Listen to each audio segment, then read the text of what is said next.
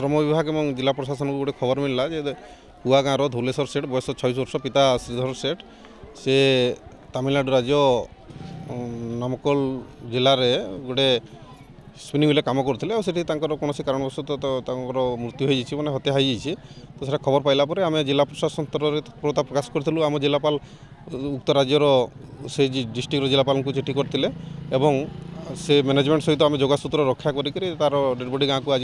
अणा गाँव में परिवार को हस्तांतर कर समस्त सहयोग थिला आमर पुलिस प्रशासन एवं उक्त राज्य प्रशासन पुलिस आमर जिला प्रशासन श्रम विभाग समस्त मिलित सहयोग आम आनी डेड बॉडी आनिक हस्तांतर कर।